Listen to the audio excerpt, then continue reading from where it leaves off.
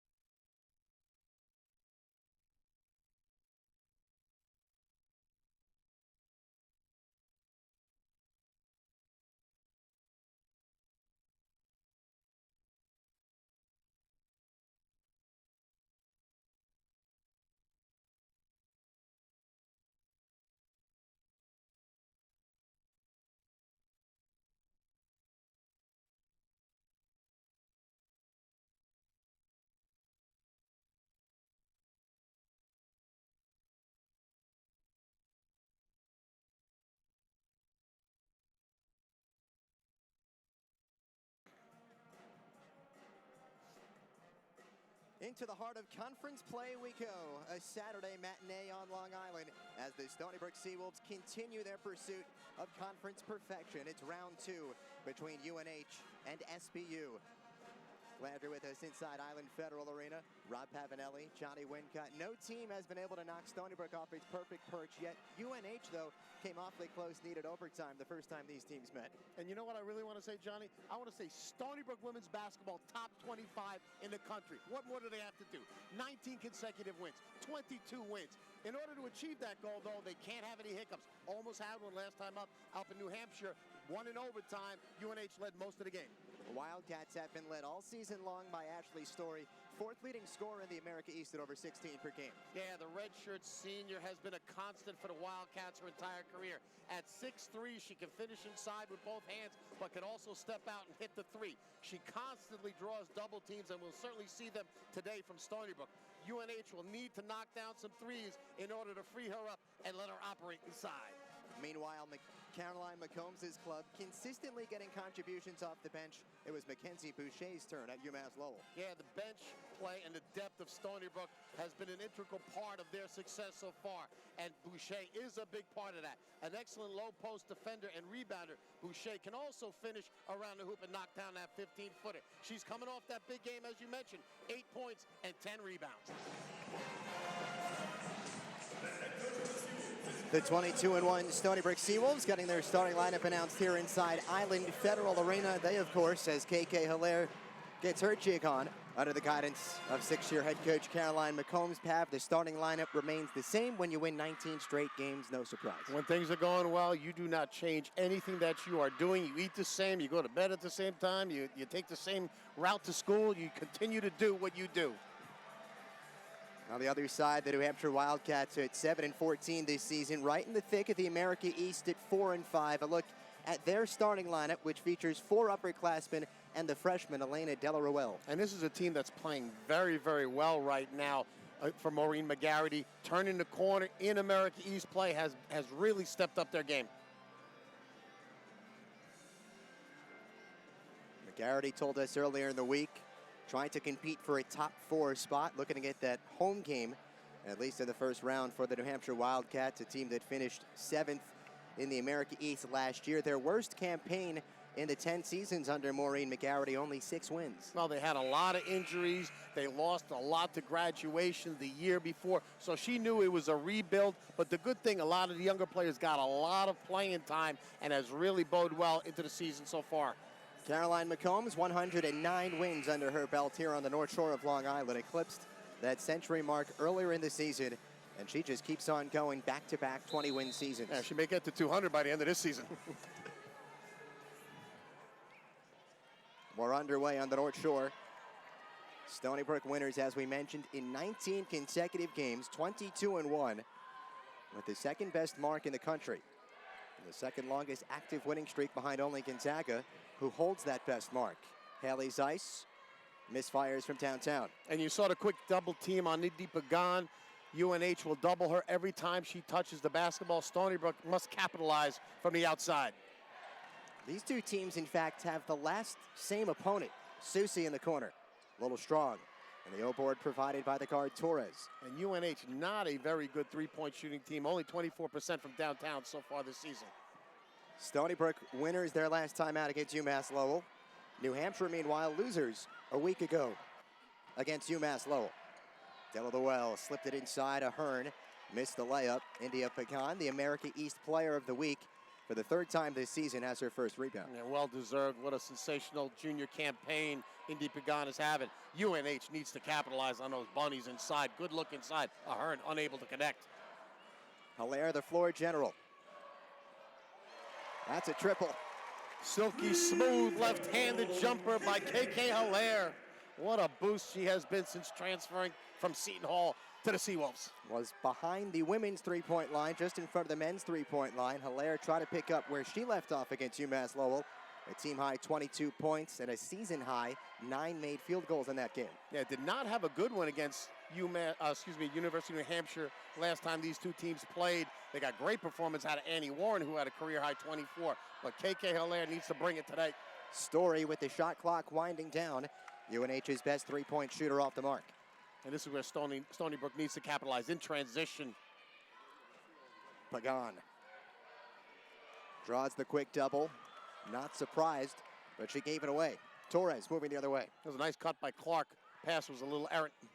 Delaruel, the teardrop won't fall. New Hampshire starts the contest 0-4. And UNH wants to get to the basket. They're a good dribble drive team. Draw some contact, get some fouls, and get those easy buckets to go. So far unsuccessful. Both coaches readily admitted that the first time these teams met, January 11th back in Durham, kind of a weird game. Neither team was really on their best game. The foul upcoming will be on Kaela Hilaire. That game needed overtime. Stony Brook, though, didn't need too much work in that overtime, a 9-0 run. Yeah, they held UNH scoreless, but it was an ugly game. And that, you know what? That is exactly the way Maureen McGarity wants it. They want the other team to play ugly. They want it to be a slow-down game. They do not want Stony Brook to get out in transition. So last time out, her game plan was to perfection, and to perfection, Susie with the jump shot. Caroline Susie, the senior from Massachusetts, who plays in her 92nd Wildcats game tonight. And she is the glue to this UNH basketball team. Does all the little things. When she knocks down that jumper, that makes them dangerous. Warren can't respond. High off the iron. Into the corner. Warren kept it alive. Here's India Pecan, 4-footer. And give all that credit to Annie Warren, though. The good hustle. Track down that rebound and a good find inside for the spin move for India Pecan. India Pecan doesn't miss often from there. Part of the reason why her field goal percentage at 52.5%, tops in the conference. She doesn't miss often from anywhere. 12 points, 6 rebounds in the win against UMass Lowell. Story over Pecan. India might have got a piece. Stony Brook with numbers, 4-on-2. Hilaire leads the charge. No look feeds ice. And over Delaruel, can't complete it.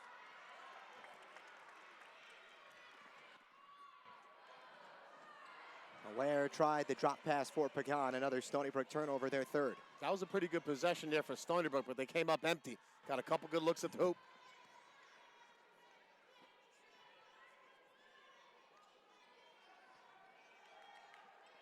Delaruel dealing with the bigger bodies down low. Defers to Ahern, who missed the shot. Still no 2-point makes for New Hampshire. Caroline Susie's triple, their only field goal. Hilaire will get the hometown roll from the free throw line. Little jump in her step. I like the decision making so far by KK Hilaire. Has given it up as she always does at the right time. That time had the lane, had the little pull up, got it to go. That's a Stony Brook team that oftentimes this season has struggled to get off to a good start, whether it be a down quarter in the first or in the second, as Ashley Story puts one down from a few feet out. And too easy for Story. Got position down low, no double team came, and she took advantage of it with a nice jump hook. Story over 16 points per game, 4th best in the conference. Clark, that would be her 914th career point as she looks to close in on that 1,000. Should get there before season's end. And India Pecan will get to the free throw line with 5:01 remaining in the first quarter. First player to the charity stripe today.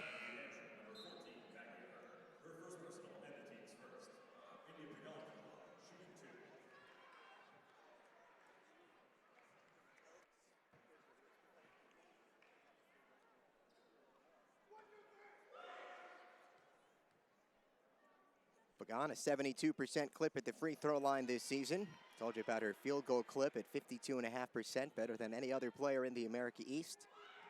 And a 3-time America East Player of the Week recipient, the most recent recipient. And Caroline McCombs does a tremendous job of setting up Indy Pagan in the offensive sets where she is most effective. Down low and hit those 15-foot jump shots as Annie Warren swats it away. Annie Warren, the rejection, will bring us to our first media timeout. 4:50 remaining in the first quarter, just underway, round 2 between SBU and UNH. You're watching it on ESPN3.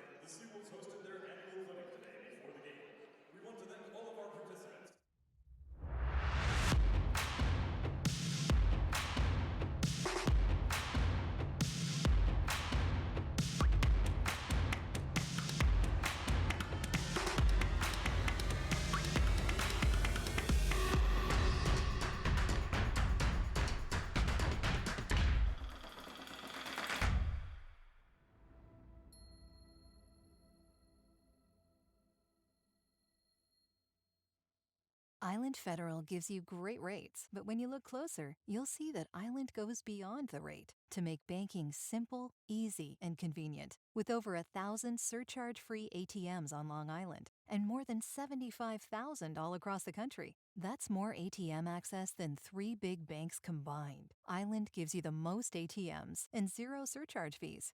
Does your bank do that? At Island, we always go beyond the rate. Welcome to the new Stony Brook Children's Hospital. It's filled with kid-sized spaces. And fish-sized spaces, too. Our new patient rooms put me in charge. No, me. No, me. It even has a lighthouse. It's got a time machine. It's not a time machine. I know a time machine when I see one. And the most pediatric specialists around. But can they do this? Stony Brook Children's. The best ideas in medicine. They are special for kids.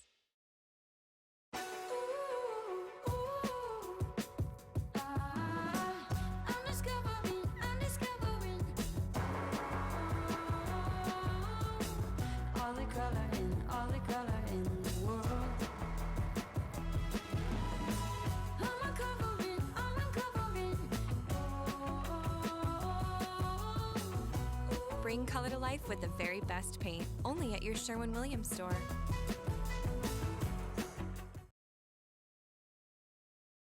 We welcome you back inside Island Federal Arena on the North Shore of Long Island. He's Rob Pavanelli. I'm Johnny Wincott. Glad you're with us. A little Saturday matinee inside the America East. Maureen McGarity has her New Hampshire Wildcats together. 4-5 club. McGarity, the second all-time wins leader at New Hampshire, and a good pedigree following in the footsteps of her father, Dave. Dave was a tremendous men's coach at Marist. Now is the women's coach at Army. He's a great guy and really has done a tremendous job in mentoring his daughter, who's a terrific coach in her own right and a terrific player. Played at Boston College and at Marist as well. 1 year at BC in Chestnut Hill, 3 years for the Red Foxes of Marist. Led them to their first ever NCAA tournament appearance in 2004. And should have led UNH Wildcats to the NCAA tournament. Got upset after a 26-6 season, 15-1 in America East. She was the America East Coach of the Year, the Kaela Coach of the Year. Tremendous seasons that they had. Off-ball foul on New Hampshire right out of the break. That won't make Maureen McGarity happy. And the turnover will gift it right back to Stony Brook with fewer than 5 minutes remaining here in the first quarter. Wildcats last year, a bit of a rebuild, lost some talented players to graduation, and then just a boatload of injuries. But Maureen McGarity said that last year made us better for this year. And Clark got her hands on that one, unable to corral it.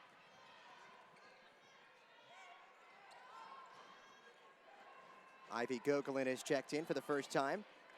Maureen McGarity not afraid to use the deeper depths of her bench. Sometimes 13 players will appear in a contest. And she's always looking, she has a deep bench, but she's always looking for the hot hand, the correct rotation, game by game, offensively, defensively. Susie swatted by Zeiss. One on the timer. They won't get it off. Shot clock violation. There's that Stony Brook defense, 12th best in the country in points per game. And their leader on the defensive end, as always, is Haley Zeiss, and she comes up with the big block. UNH, unaware of how much time was left on the shot clock, didn't get one up after the block. Now a little friendly competition for the Seawolves. Oksana Gucci-Profanche and Haley Zeiss with 18 blocks this season. That leads the team. Off-ball foul. This time it's on Stony Brook, and we trade turnovers. First personal foul on Cheyenne Clark. And the pace so far really to UNH's liking. Keeping it slow, low scoring, ugly half-court basketball. Sort of similar to what happened the first time these teams met. Offense was hard to come by. Again, the teams combined for fewer than 100 points, and that included the overtime period. Gogolin, off a nice feed from the junior Torres, will head to the free throw line. And both teams run similar stuff on the offensive end. There's a lot of cutting, a lot of back screening, a lot of ball reversals. Two well-schooled, well-coached basketball teams that are very, very similar. Stony Brook just better in transition, a little more athletic than the Wildcats. Gogolin, the workhorse for Maureen McGarity, doing so off the bench. Has appeared in all 47 games since arriving at UNH. A tremendous freshman campaign, America East all-rookie team. Failed to miss a shot in the loss against UMass Lowell. 2 of 2 from the field, 2 for 2 from the stripe. Gogolin, one of many players that have been rotated through the post position, as UNH still tries to find that big presence down low. Maureen McGarity still searching. 7-6 contest. We approach the 3-minute marker, first quarter. 11th conference game of the season for Stony Brook, number 10 for UNH, fresh off their bye week. Hilaire got the screen from Clark. Timer down to 10. Hilaire's teardrop off the glass, no. Clark, the offensive rebound. Can't put it back home. Wow, seemed like there was a lot of contact on that one. India Pecan will clean up the garbage, as she often does. And the last time these two teams met early on, UNH did a really good job on both boards. So far, Stony Brook really attacking the offensive glass, and that bodes well for the Seawolves. 10 boards already for Stony Brook. 4 of them have come off the oak glass. And nobody better than Cheyenne Clark. Annie Warren off to the races. She'll complete the steal and score. And this is where Stony Brook is more effective than UNH. They can get out. They can really get you on transition. Big bucket anticipation from Annie Warren. And Warren, the first player not named Pagan or Hilaire to find the score sheet. And now the top 3 scorers for Stony Brook are their only 3 scorers in this first quarter. And we mentioned what a big game Annie Warren had the last time these two teams met. 10 for 14 from the floor, 4 for 4 from downtown, and a career-high 24 points. That's sort of been the main ingredient this season for Stony Brook. Not necessarily Annie Warren, but each and every game someone is putting forth a career performance. Absolutely, and you can try and take away some things from this Stony Brook team. You can try and take KK Hilaire. You can try and double down on Pagan, but they're so deep and so many weapons. And Caroline McCombs does such a great job of recognizing what the weaknesses are. KK Hilaire drills it on the reset provided by Cheyenne Clark. And again, Stony Brook so active on the offensive glass, creating another opportunity. And KK Hilaire hits the dagger. Well, there's a multitude of reasons why this Stony Brook team is 22-1. Their lone loss way back on November the 17th against top 25 opponent Arkansas. And as we've mentioned, the Seawolves doing their best to try and get some more votes in that top 25. Find a hashtag and a number next to their name. Lexi Greffin drills it. Nice jumper there, smooth by the freshman from Portsmouth, Rhode Island. Greffin, one of a handful of freshmen making an impact for the Wildcats. Nice little mix of young and old, and that's what you're going to get when you play 13 players. And Greffin's a tough kid, had 2 ACLs and a meniscus tear in high school. John A. Cox had it stripped in the paint. UNH pushing, trailing by 6, and with under a minute to play, Torres will dump to Story.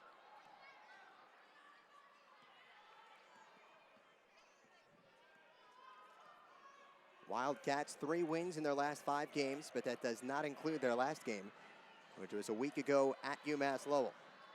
Story working against Pecan, trying to find a lane to the bucket. Jump ball. Great defense by Stony Brook center. It will stay with New Hampshire with 6 on the shot clock. And Warren did a great job of moving her feet, staying with Story's moves, and got the jump ball and a nice block.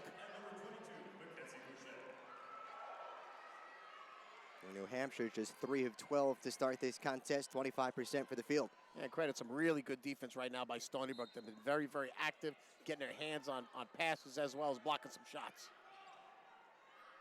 Ruel off the glass, count it. With 30 seconds remaining, it becomes a 3-point game on the second triple for New Hampshire in this first quarter. And Maureen McGarity said we have to knock down some threes. She'll take them any way she can get them. That one off the glass. Ruel, just her 8th 3-point make of the season, a 17% shooter from downtown. Shot clock turned off. Victoria Johnson off the bench. Gets the foul call with 9.8. Are you surprised at the take, though, with still so much time on the clock? I was very surprised. You know, Johnson really gets to the basket, very aggressive, as well as a good shooter. I would have liked to taken that shot with about 5 seconds left to go in the quarter, but she's going to go to the free throw line with a chance to extend the Stony Brook lead. Johnson, one of 4 Seawolves in double figures in the win against UMass Lowell. 15 points off the bench, 6 of 11 from the field.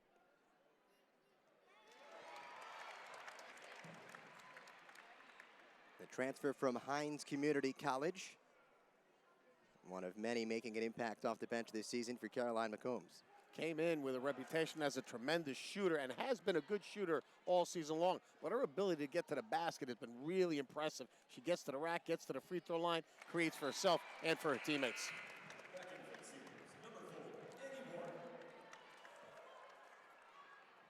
Annie Warren will spell KK Hilaire with 9.8 remaining in the first quarter. Last possession will belong to the Wildcats.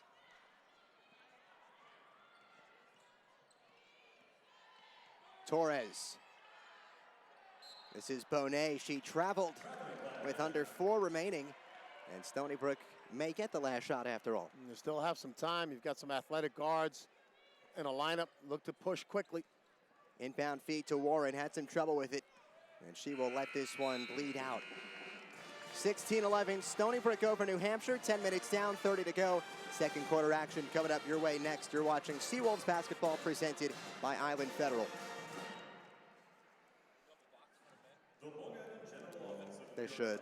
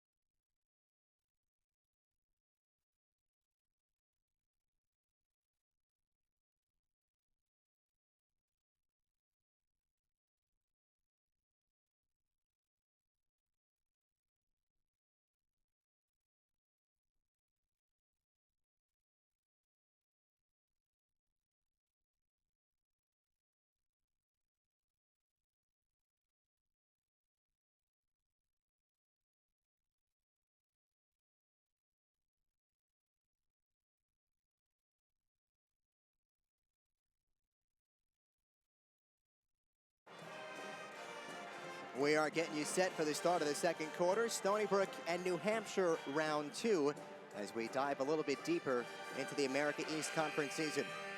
Well, today on campus, National Girls and Women in Sports Day. Nearly 200 young boys and girls attended Stony Brook's annual event where they get to meet student athletes, play, and learn about participating and getting active in sports. And Pav, I'll defer to you, the father of 2 daughters who are quite active in sports. No, absolutely. I've been very fortunate that they've been able to play at a high level and also excel in the classroom. And I think it's so important to be able to use your time management and excel in both areas. And corporations and businesses hold those women in high regard. They're looking for people who can play at a high level, who can time manage, who can still excel in the classroom. And it really keeps them out of trouble, keeps them off the computer, keeps them off the phone. So sports is such an integral part in the women's game right now.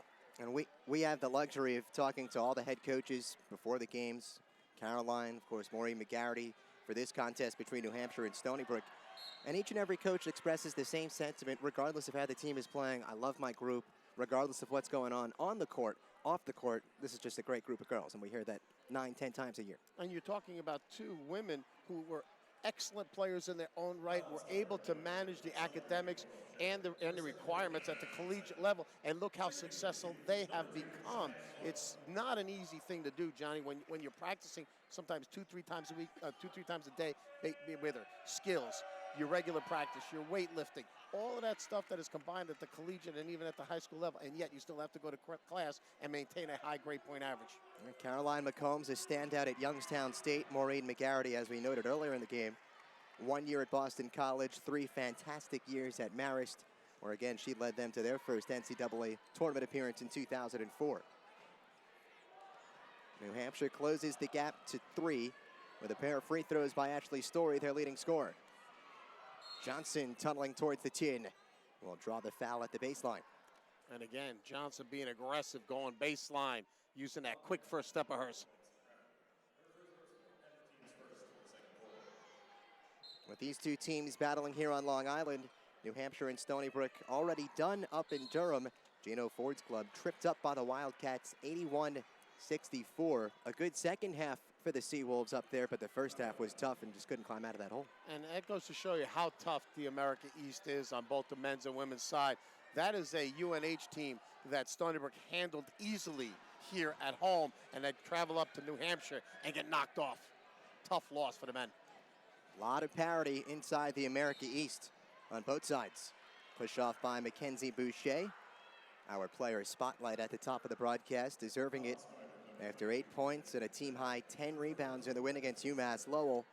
That really the epitome of the Stony Brook team, anybody on any given night. And Mackenzie Boucher was an America East all-rookie team. Oksana Gucci-Provenje coming off the bench, Janae Cox. I mean, this is a very talented Stony Brook team that could play 5 players coming off the bench and still be successful in America East. 9 on the shot clock. De La Ruelle emerged but missed.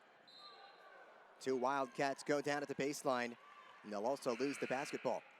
And when we talk to Maureen McGarity, they're like, she says, Stony Brook goes to the bench and doesn't miss a beat. And they wear you down in the fourth quarter when they can go 9, 10, 11, 12 deep sometimes. They are fresh. The starters are fresh for that fourth quarter. And Stony Brook has trailed many games in the first half, been able to pull away in the second half because of that depth. The Wildcats similarly go with a lot of depth, sometimes 13 players playing, but those roles maybe not as defined as what Stony Brook's got going on coming off of their bench. And they also don't have the offensive ability that that Stony Brook has. They've got some dynamic scorers due to Seawolves. UNH relies maybe too heavily on Story on the offensive end. Wildcats would tie with a 3. Story is their best 3-point target. Looking for in the interior. Haley Zeiss denies the pass. Wildcats will take it out underneath the left tin. And that was tremendous defense right there by Haley Zeiss. Guarding a much taller Story, was able to get in front, fight for position, and knock the ball away.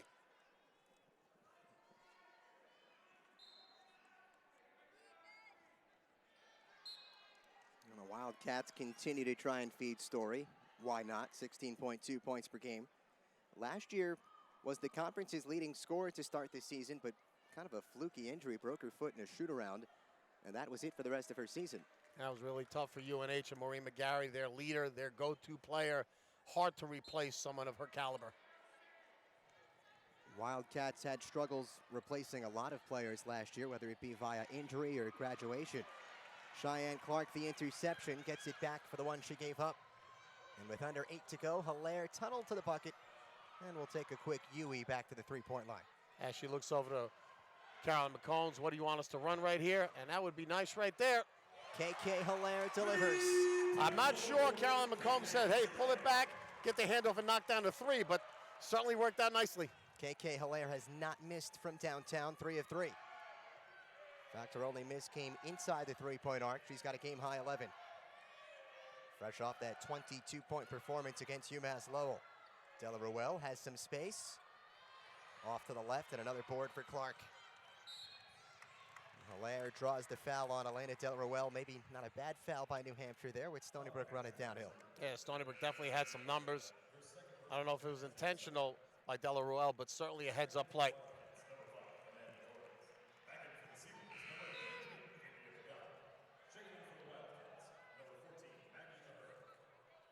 Haley Zeiss will trigger just in front of our broadcast setup.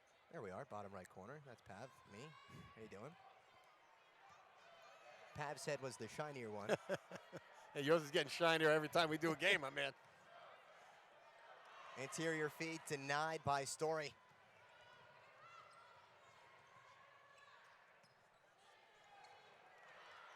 Some miscommunication there between Susie and Story, and turnover UNH. 14 combined turnovers. Stony Brook has committed 8 blunders already in this game. And again, UNH put some good pressure on the guards. They're very active denying. They want it to be ugly. They want to take Stony Brook out of their comfort zone. Stony Brook executes so well on the offensive end, but UNH has been very effective in the first game and tonight. Warren using glass, that's all it got. Susie brings in the board, pushes the pace.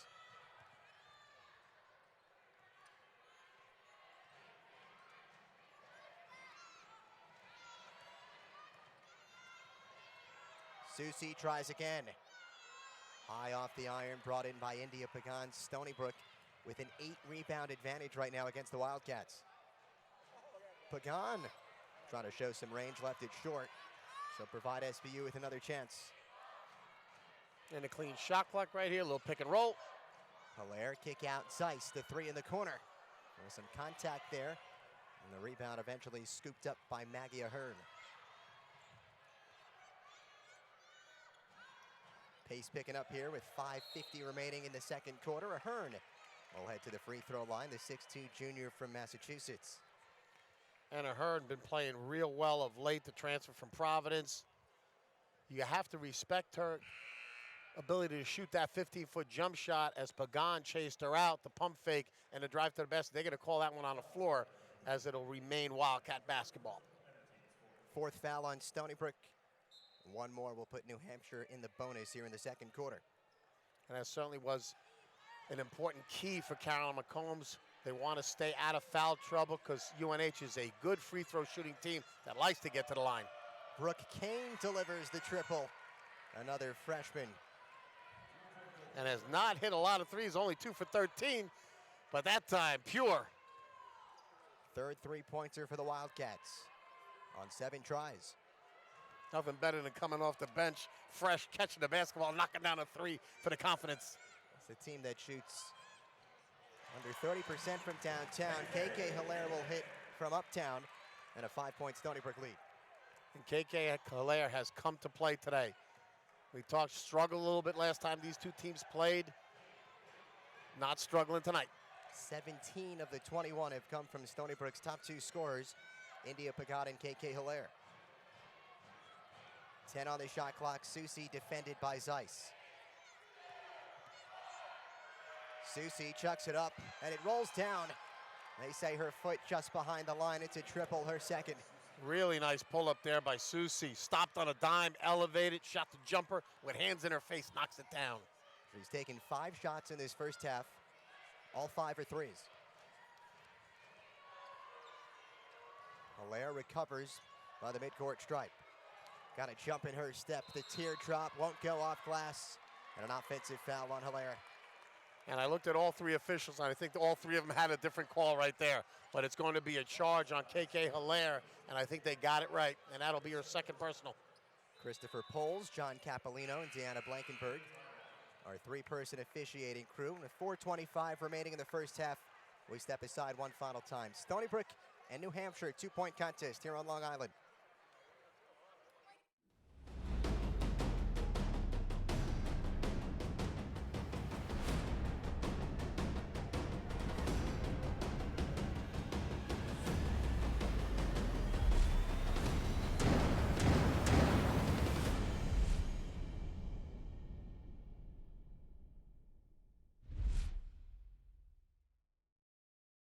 Hi, I'm Dr. Jim Romanelli. I've been practicing plastic surgery on Long Island for more than 25 years. I have the experience to talk to you about breast reduction, which is not something you'll always hear about. Breast reductions are medically necessary for many patients. Insurance can cover breast reduction surgery. My staff works hard to get you the coverage that you deserve for the relief that you deserve. Breast reductions for many people are life-changing. We're delighted to be part of the process. When it comes to matters of elder law, you deserve reputable representation. Serving clients for over 20 years, we consider it a privilege to handle your estate planning, trust, guardianship, special needs, and Medicaid issues. Contact us today for a consultation.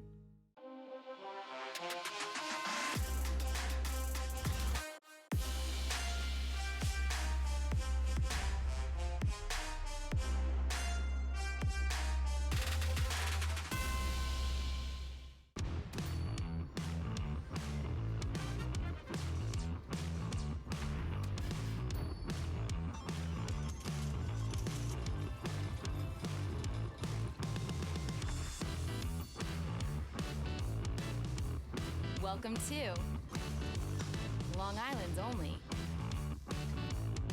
Casino Hotel. Exit 58 off the LIE. Jake's 58 Casino Hotel.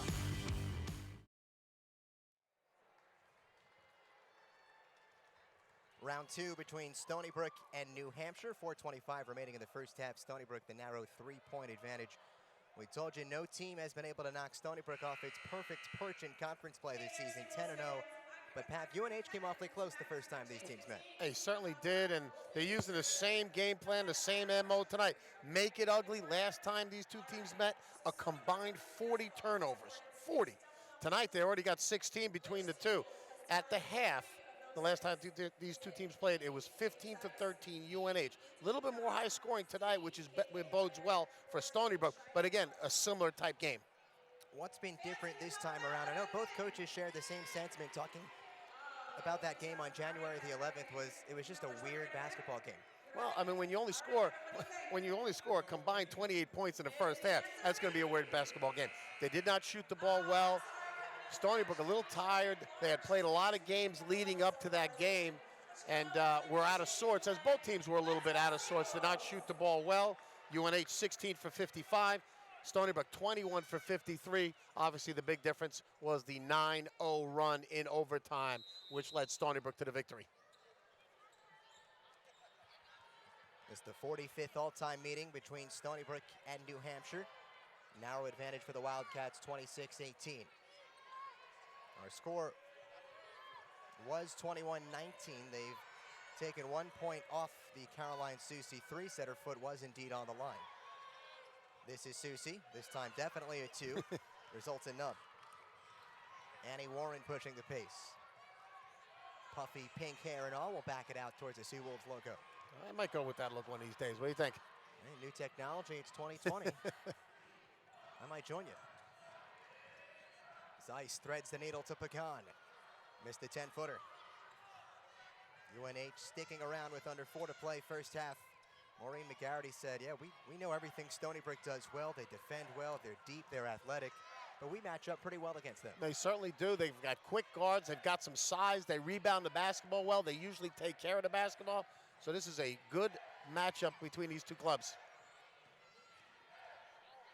Bonet using the body a little bit too much. India Pecan draws the offensive foul. Turnover number 7 on New Hampshire. Indy Pagan's been playing real well inside defensively tonight. A couple of blocks, and there the charge. It'll be interesting to see where Stony Brook gets their offense from right now with Hilaire on the bench with the 2 personals. 3:15 left to go in the first half. They need to put some points on the board. Victoria Johnson off the bench. She's stripped. No foul call on the play despite heavy contact. Bonet went down, so did Johnson. Stony Brook keeps with 17 on the shot clock. Johnson joined by Pagan, Zeiss, Warren, and Clark. I thought that was pretty good rotation by Faith Bonet. I thought she drew the contact and the charge. No call. We talk about the depth of both of these teams. Both Maureen McGarity and Caroline McCombs have used 9 players in this game. Off the strip, it's a 2-on-1. Torres, right-handed layup down the left lane, makes it work. And that's what Amanda Torres does so well. Excellent in transition, lightning quick, attacking the hoop, and she makes it a 1-point game. Here you see Torres, a little euro here, the right-handed scoop to the hoop. 21-20 your score, 2:30 remaining, second quarter.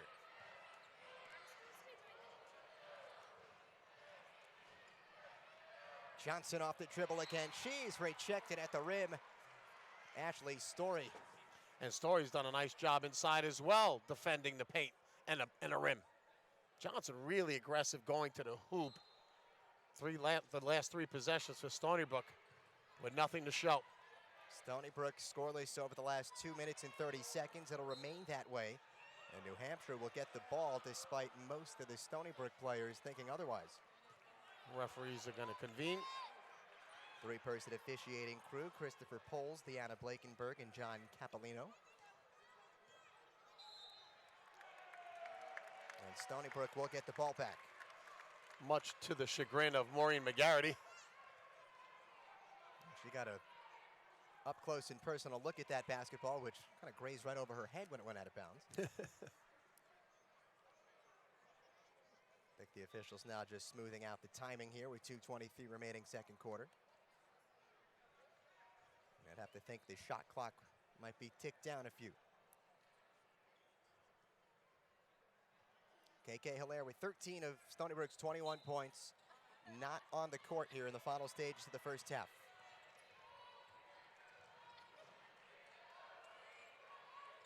Only 2 points tonight have not come from Stony Brook's big three. India Pagan's got 6. Outstanding execution by Stony Brook. Great call by Caroline McCombs. The ball reversal, the high seal, and Haley Zeiss threw it to the only person who could catch it, and that was India Pagan. Great job, great execution.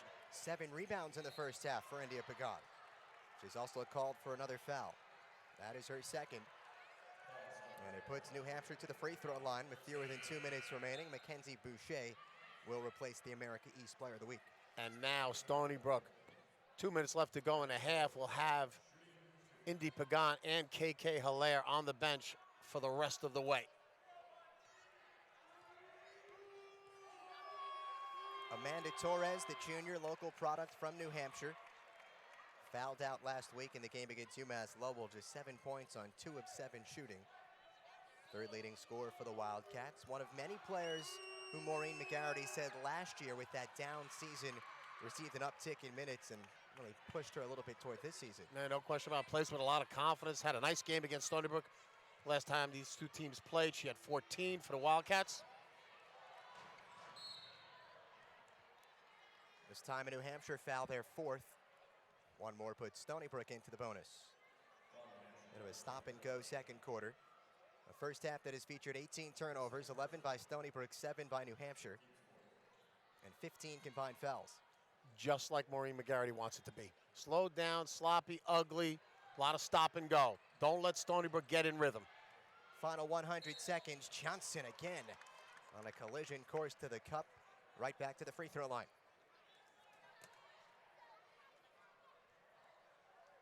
For such a small player at 5'7", does such a great job of competing with the bigger bodies in the paint. Well, she's so quick, has a lightning quick first step, and when she gets to the basket, has the ability and the body control to maneuver around the size and get the shot up and draw the contact. Told you Johnson had 15 points in the win against UMass Lowell earlier in the week. Those 15 points, the most she has had in any conference game this season. Granted, not as easy when you're coming off the bench. The same can be said for maybe 7 or 8 different Stony Brook players for Caroline McCombs. And again, the depth has been such an integral part of this 22-1 season. Wildcats, you figure either going to feel rested or rusted. Have not played in a week. Both teams' last opponent, the same opponent, the Riverhawks of UMass Lowell, and an offensive foul off the ball. It's on New Hampshire, and that's their 5th. And that's going to be on Story, her first.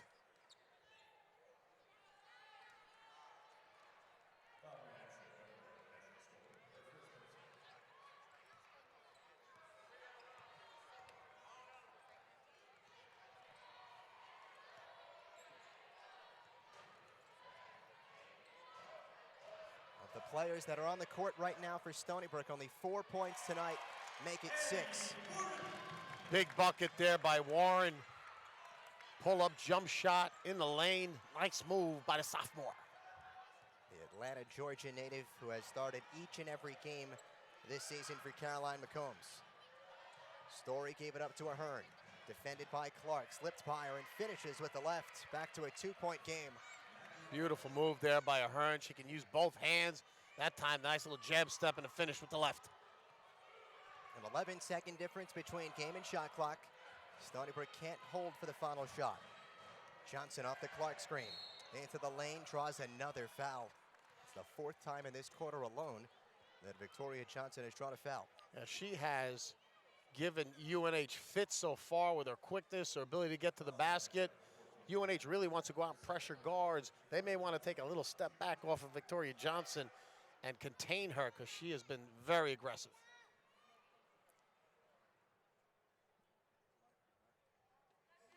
I feel like at the beginning of the season, Johnson maybe relied a little bit more on the 3-point shot, which hasn't really been there for her. But we told you she's scoring at a better clip than she has this season. What's it been? Now, when you come in with your reputation as a shooter and you have to fill a role, she kind of wanted to fill the role of Jarrell Matthews, who graduated, tremendous shooter for the Seawolves last year, kind of got pigeonholed in that. And when it wasn't going down, you as a scorer, you got to figure out a way to score the basketball. So teams were coming out, chasing her out because of the reputation. She was going by people, found some success, and now is staying with it.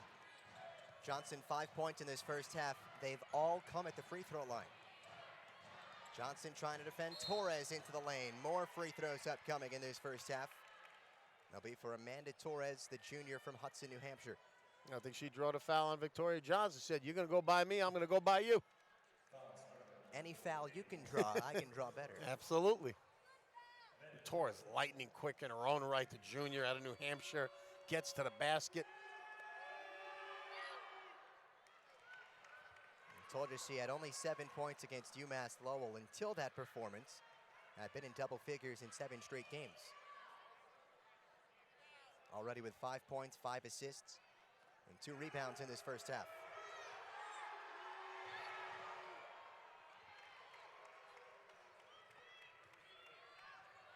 Five seconds remaining. The trap comes to Warren from half court. Annie Warren can't hit. 20 minutes down, 20 to go. Stony Brook with a 2-point lead. Pat, what sticks out the most? Just how both teams are competing against each other. They're well-schooled. They know each other extremely well, and they're both taking away the strengths of each team. Plenty coming up at halftime inside Island Federal Arena. We'll be joined by Holly Manning, senior on the cross-country and track team. We'll have stats, highlights, and more. Stony Brook and New Hampshire, round 2, presented by Island Federal.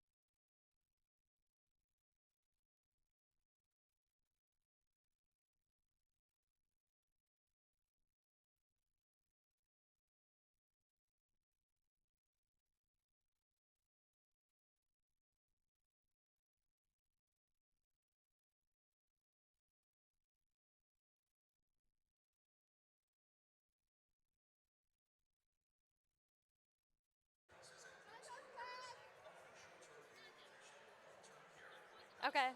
Just count to 10. 1, 2, 3. Cool.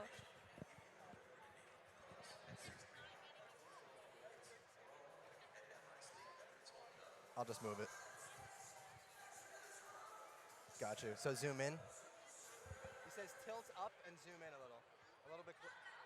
Yeah, he doesn't want to see the pad and stuff, I don't think.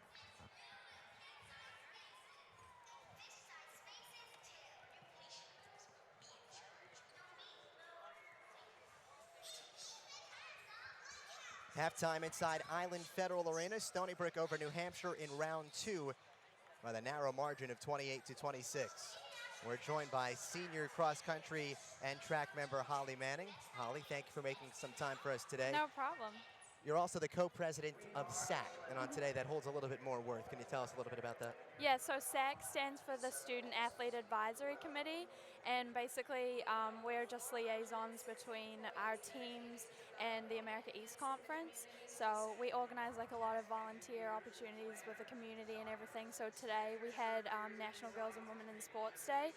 So we had up to around like 200 kids come from schools all around, and we just like played games with them and kind of showed them what it means to like be an athlete here at Stony Brook, especially as a woman. As we get a peek at some of the highlights from today's event, why is an event like today's event so important to bring to campus? I think it's important just to show like, you know, what athletes do here, what it's like here, how we're normal people too, and we like to have fun, and we also don't get to like hang out with kids a lot, so it was awesome like having younger people in and just, yeah, having fun with them. As a female in sports, when you were younger, any sort of role models that you looked up to, say, hey, I want to be like them?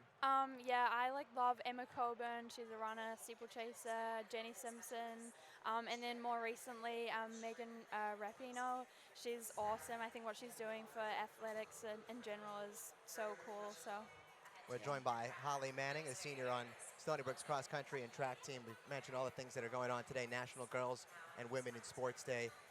What has sports done for you in opening your world to student athletes and being a student and playing sports and doing all that, trying to make it all come together? Yeah, so that's like a big thing for me. So I'm from New Zealand, so I was able to come over here and get an education in America, experience a new country, a new culture, and sports here is huge, so that was like awesome that I was able to have that opportunity and come over here and see what it's all about. National Girls and Women in Sports Day. Holly Manning, thank you for the time. Thank you. Halftime here inside Island Federal Arena. Stony Brook with the lead on top of New Hampshire, 28-26. We'll come right back, get some first half analysis from PAV. Stats and highlights coming up later, right here on ESPN3.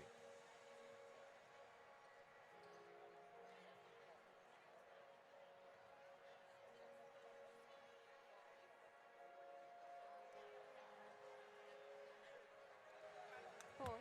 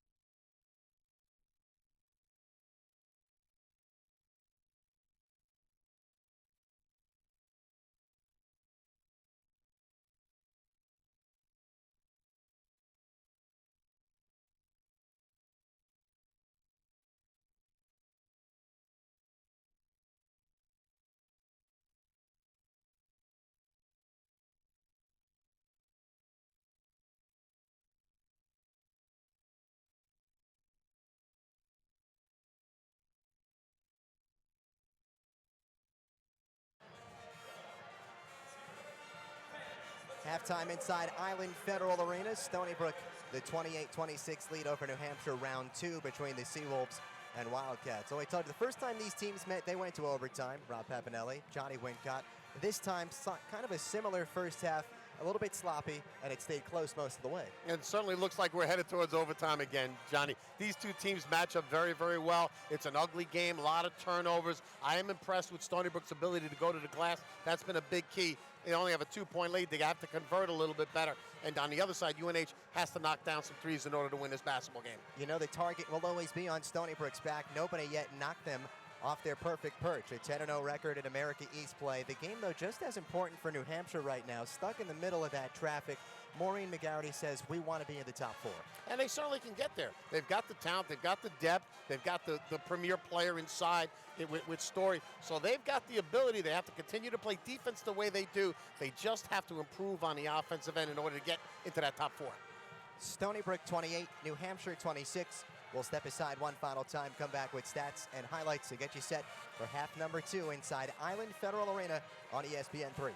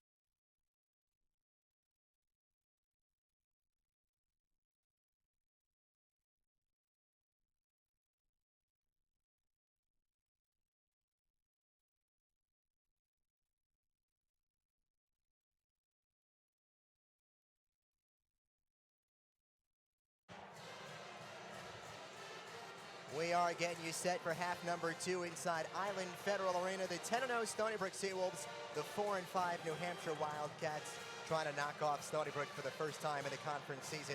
20 minutes down, 20 minutes to go. We'll take a peek back at some of the highlights from the first half. UNH off to a good start in this game. Yeah, Stony Brook's done a really nice job on Ashley Story, held her to only 4 points. Here you see 2 of them with a nice little baby jump hook. Brooke Kane making her presence felt off the bench with the big 3 in the corner. Only 3 threes in the first half for UNH. On the other side, you see the strip, and look at the speed by Amanda Torres, the Euro step. She's had a nice first half for the Wildcats. On the other end, Annie Warren has come up with some big plays in transition off the steal, the bucket for the Seawolves. And KK Hilaire is doing her thing. A game-high 13 here with the beautiful stroke from downtown. One of 3 3-pointers, 3 for 3 from behind the arc. And Annie Warren again, a nice little pull-up. Stony Brook was struggling to score the basketball. That was a big bucket for the Seawolves. not exactly what you would call a balanced scoring attack for Stony Brook in that first half. 23 of the 28 came from their quote-unquote big three, Hilaire, Pagan, Warren. The other 5 came from Victoria Johnson. This a peek at the team comparisons through 20. And the big difference has been the offensive glass. Look, you see this 9 second chance points for Stony Brook. Cheyenne Clark and Indy Pagan do an incredible job on the offensive glass so far. So UNH has not only stayed in this game, they stayed in the first game all the way until the 9-0 overtime period. How do they not only stay in this one, but try and come out on top? Well, they have to do a better job of keeping Stony Brook off the offensive boards. Stony Brook's been very, very active, and they also have to find a way to get Ashley Story to basketball in better scoring position. They need her to score the ball. Only 4 points for her in the first half. Stony Brook not only 10-0 in the conference, their lone loss back on November the 17th. It's been quite some time since they lost the contest. Their winning streak now to 19 games, the second longest streak in the country, behind only Gonzaga, who currently owns the best record in the country. And now you see why I was arguing in the open that Stony Brook belongs in the top 25. Gonzaga 23-1, South Carolina, Baylor. Look at the winning streaks, look at the records. Not that Stony Brook plays the same type of schedule, the same caliber of schedule as those teams do, but they have a road win at Pitt, an ACC team, 22-1, 19-game winning streak, put them in the top 25. Well, they did receive 2 votes this last week, just twice as many as 1 vote. Incredible job Caroline McCombs has done so far this season. They continue to roll. They've got a tough one here, though, in the second half against a willing and able UNH Wildcat team. Caroline McCombs has her squad ready to go, her 6th season at the helm for Stony Brook. And you could argue, and not a tough argument, that it's her best season. Already eclipsed that 20-win mark, did so a week and a half ago. And it feels like a while ago that she picked up that century mark. It wasn't that long ago, but they just continue to win games. When you don't lose, the wins pile up quickly, Johnny. What a job she has done. And, you know, you look at the company that they are keeping, the Seawolves are. The South Carolina, the defending national champs Baylor, who UNH actually played at the beginning of the season, first time out. So, I mean, it is the elite company, the record and the winning streak that the Seawolves have. A win today gives Stony Brook 23 wins on the season. That's how many wins they had all of last season, which was their best mark under Caroline McCombs. We're just about ready to start half number 2. New Hampshire basketball, they'll be traveling from left to right across your monitor. Well, we needed 5 periods when these teams met back in early January in New Hampshire. Right back to Ashley Story. Big time contact on Cheyenne Clark, but this game is tied. And I like the call out of halftime from Maureen McGarity. Clear out the side, establish Story, took Clark to the bucket, and an easy deuce. Stony Brook starts half number 2 the same way they started half number 1. Same holds true for Maureen McGarity's quintet. Shot clock already down to 8. Zeiss struggling. It's inside to Pagan. Big time contact there as well. And a little emphatic scream from India Pagan. In traffic, yeah, in traffic. What a tough shot by Indy Pagan, the soft touch. Any concern for you on the Stony Brook side that all 30 have come from 4 players? No, absolutely not. The Stony Brook figures it out. They figure who needs to score, where we need to go. As Susie hits a big jump shot for UNH, they need to knock down the threes.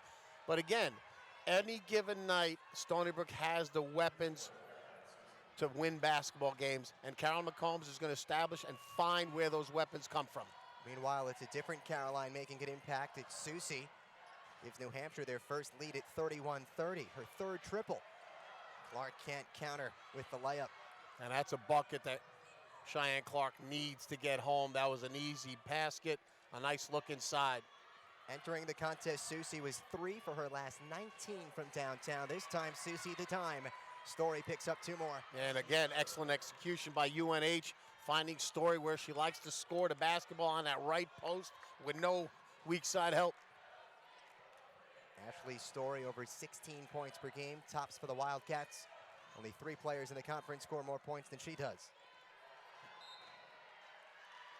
Turnover on Stony Brook, their first of the second half. How about their 12th of the game? They're a little out of sorts here. to start the second half as KK Hilaire is trying to tie her shoelaces. UNH has numbers. 3-point Wildcat advantage. De La Ruelle throws up a wild heave. Hilaire pushing the pace. Steps into the jumper. Zeiss had the offensive rebound. It was torn free by Susie.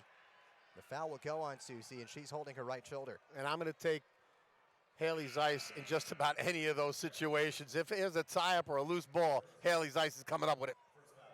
Maybe something to keep an eye on. Susie, the sharpshooter today, was 3 of 6 from downtown. As she maneuvers that right shoulder. Wildcats in the midst of a 9-2 blitz. Cox had her pass deflected by Susie. Seems like the shoulders are healthy. This is a very disruptive UNH defense. The guards come out, they put a lot of pressure on the basketball. They won't give you nothing easy. Oh, but it still looks easy for India Pagan this time from the free throw line, showing off a little range. I mean, there really is no answers in guarding India Pagan. I mean, she can finish in around the basket with a host of moves, steps out, knocks down a 15-footer that time. She is into double figures, 14th time in the last 15 games. Wildcats looking for something on the offensive end. Susie can't provide this time. Hilaire looking up. She finds the pink-haired Annie Warren. And Stony Brook will set up the half-court offense. Hilaire head on a swivel to pick up her head coach, Caroline McCombs. And UNH, again, a nice job of limiting Stony Brook in transition, not letting them get any easy buckets. The pass hit off of India Pagan's noggin. UNH tries to take advantage, but the chance spoiled. Annie Warren emerged. Ball still on the deck. Jump ball, Stony Brook will get it. Bodies everywhere. The officials letting this one play out. KK Hilaire tending to the nails there. We want to break one of those mid-game.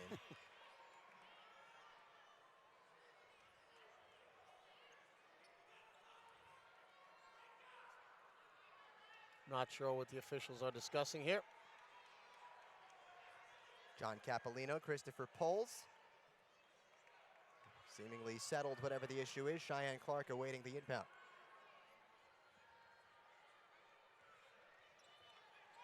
Four starters and John A. Cox, the 5 for Stony Brook.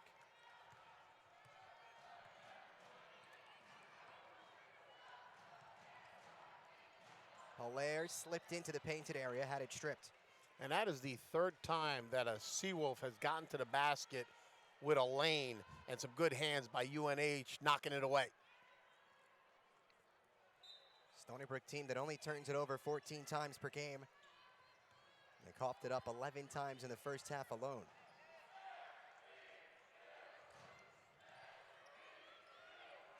Ten on the shot clock. This is Annie Warren. 4 points. They all came in the opening half.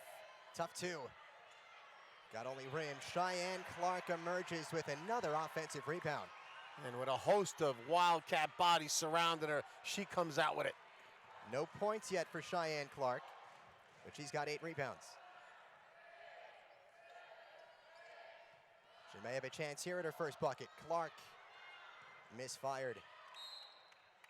And then Clark commits the foul. Maggie Ahern holding that rock snug. Wholesale changes upcoming from Maureen McGarrity's club. A pair of freshmen check into the game, Lexi Greffin and Faith Bonet. We asked Maureen McGarrity, you play 13 players, you're in the heat of the game, how do you decide who you're going to pick and plug? Got to go with the feel, trying to play the matchups as well. But the ultimate answer said we're still trying to find that consistent post player, and we'll rotate whoever we want in there until we get it. Well, it's worked for her in the past. Certainly going to work for her this season as they're starting to really turn the corner in America East play here. Quick trigger triple. Story left it short. John A. Cox has the rebound. Hilaire wants to push. Pull and pop. And UNH has to do a better job. KK Hilaire heading downstream, pull-up jumper from about 12. Nobody stops the basketball. That's her bread and butter. The lead goes back to the Stony Brook Seawolves. Halfway through the 3rd quarter.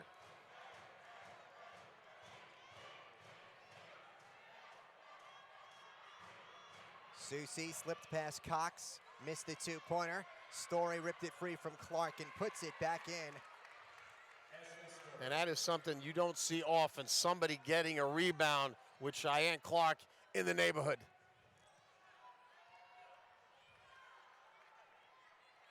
Stony Brook in New Hampshire continuing to trade buckets here in the second half. Warren goes around the back, but took one too many steps. 4:28 remaining, third quarter. We'll step aside. 1 point game. New Hampshire trying to become the first America East team to knock off Stony Brook. Stick with us on ESPN3. Experience the entire world right here.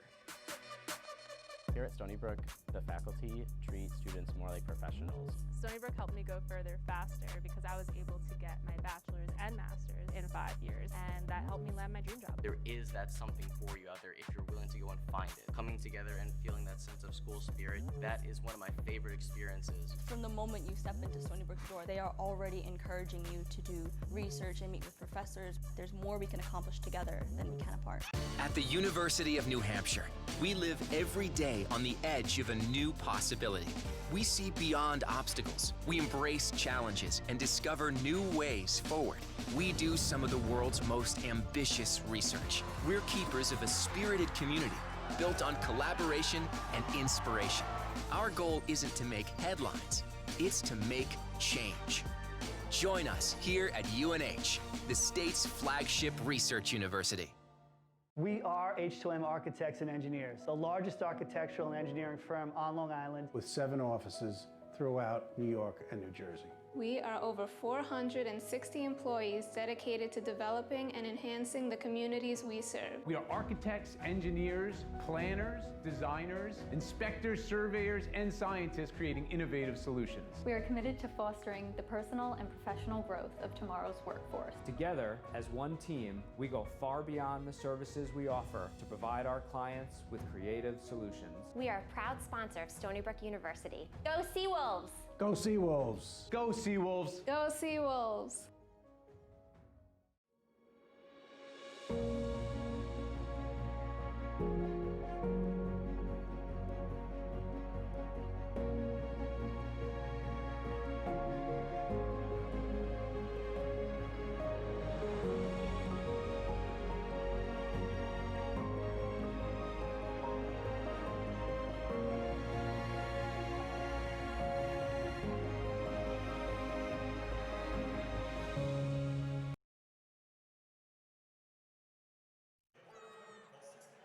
We continue to trade buckets here in the second half. Stony Brook and New Hampshire for the second time this season stuck in a tight contest. Absolutely, and a lot has to go to the credit to right there, Ashley Story playing some terrific basketball here in the second half. Little quiet in the first half with only 4, has 6 quick points here to help the Wildcats build that 1-point lead. Only one America East team has been able to limit Story to single digits this season, and that was against Vermont. She's the only player in double figures today for New Hampshire. And they have needed each and every point, with points coming at a premium today. And you can see why. She's got a lightning quick release, can step out, can knock down the 3. She can post you up, finish with either hand. Very tough cover. Quick trigger triple in the corner, got nothing. Came from the freshman Faith Bonet, who has seen her struggles in conference play. Hilaire hits a wide open Haley's Ice. She left it short. Clark able to save it. And Zeiss knew she committed a bad foul. I may go back on what we said earlier, Johnny. You mentioned it. Was I concerned that only 3 people were really scoring for the Seawolves? They're going to need some contributions out of Haley Zeiss and Cheyenne Clark scoring the basketball. They're getting open looks. They need to knock them down. All 34 points have come from 4 players. Hilaire, Pagan, Warren, and Johnson. The 5 from Johnson, the only 5 off the bench. Bonet looking to try again. She'll defer to Story. Story in the midst of 3 different Seawolves finds Twine. Tough move there. In a lot of traffic. Now she has 12 and a 3-point lead for the Wildcats. Maureen McGarity complaining to official Christopher Poles. Should have been an and 1. Could have been. Cheyenne Clark is scoreless today. Her pass was intended for Pagan. There's good defense this time by Story. Got her hand on the entry feed. And Stony Brook a little out of sync on the offensive end. Usually clockwork, moving the basketball side to side, inside out. Credit UNH's defense. They're really making it very difficult for Stony Brook to execute. Johnson, a jumping bean into the lane. Offensive foul. Ooh, and that's a tough call. I thought Johnson had a lane, but Bonet got there a little bit late. But Faith Bonet, the freshman from Moorestown, New Jersey, who has started a couple games this season. One of those players we talked about rotating through the post as McGarity tries to find a big presence down there. And with 3:04 to go, New Hampshire, a chance to make it a 2-possession lead. Stony Brook led 28-26 at the break. Susie searching. Bonet against Pagan, stripped from behind by Hilaire, ball's on the deck. A 3-second violation on UNH in the scramble of the basketball. Good hands by KK Hilaire. Stony Brook needs to turn defense into some offense right now. They can't just play a half-court game with UNH. That's exactly what the Wildcats want. Stony Brook needs to get up and down the floor, turn some steals, get some rebounds, get out. KK Hilaire, team high 15 points for Stony Brook, has been shouldering the load this afternoon for Caroline McCombs' club. Hilaire, left lane, she draws the foul, and a hard one. And Hilaire went down hard. Let's hope she's okay. Went down on the elbow. Shaking her left hand, which is her shooting hand.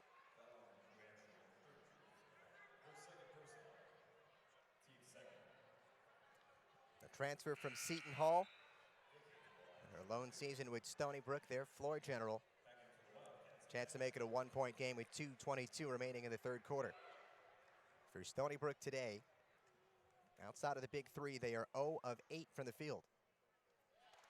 Even Victoria Johnson, who does have 5 points, has not hit a shot from the field. And again, you have to credit this UNH defense. They've done a great job taking away as much as possible from Stony Brook, making them earn every single solitary bucket. The only really open looks they've gotten is KK Hilaire in transition. 1 out of 2 for Hilaire, the 74% free throw shooter. See, New Hampshire has had no struggle scoring in the second half, 50% from the field. Ahern, high lob feed, Story doubled, goes through it. Oksanaguchi Provencher stands tall. New Hampshire will keep 7 on the shot clock. Good defense by Oksanaguchi Provencher in limited minutes today. And good recovery there by Stony Brook as Story seemingly had an open bucket on the curl screen, but Johnson and Gucci Provencher did a nice job, close her up. Delaroel with 3. Off to Story, that's a long 2. Stony Brook another opportunity to tie. Hilaire, no look feed, Oksanaguchi Provencher blew the layup. Good look by Hilaire. That's one that you have to get if you're going to win this basketball game. Limited transition opportunities for Stony Brook. Wide open look for Gucci Provencher. With the way that the scoring has gone today for Stony Brook, KK Hilaire, the America East leader in dimes, over 5 per game, has none. Should have had one there. Pagan spinning, winning. And again, too easy for Pagan. Story allowed her to catch the basketball, turn and fire, and that usually spells trouble for the opponent. So we're tied yet again, 1:25 remaining third quarter. Greffin was stripped at the rim. New Hampshire will keep it, 1:20 on the game clock, 17 on the shot clock. Wildcats with 4 America East wins this season, and they've all been by single digits. You get a sense that this contest will also be decided by single digits. UNH will get another try. And Story getting some good position on Gucci Provencher the last couple times down the floor. Had the open look for the 3 that time. Almost had an easy layup. New Hampshire taking a page out of Stony Brook's book today. 10 players have played, 9 have scored. For Stony Brook, 10 have played, but again, only 4 have scored. Bonet hits Ahern on the roll. Buries. Good 2-man game by UNH. The big bucket by Ahern, and 3-point lead for the Wildcats. Maggie Ahern, 2 for 12 this season from 3 after that make. Stony Brook looking for a response. Into the safe hands of Kaela Hilaire, 12 on the shot clock. Pagan setting up inside, looking for it. Off the deflection, can't catch it. UNH is so active with the hands on defense, either deflecting the pass coming into the entry or down in the post deflecting passes away.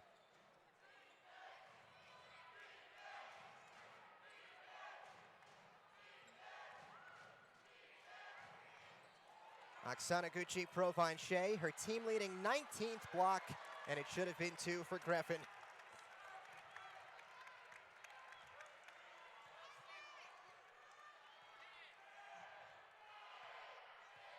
Stony Brook can hold for the final shot here in the third quarter. This is Hilaire.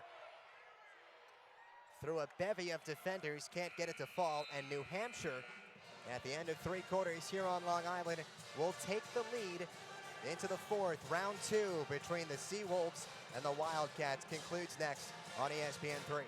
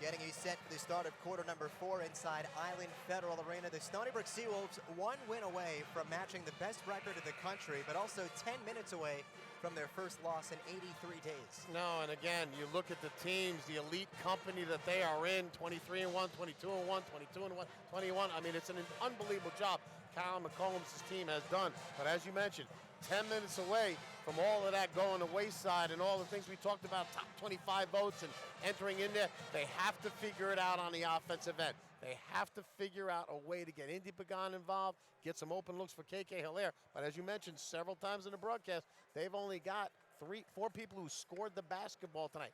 Right now, Cheyenne Clark, 0 for 3 from the floor. Haley Zeiss, 0 for 4 from the floor. I mean, they got to get somebody else to score the basketball.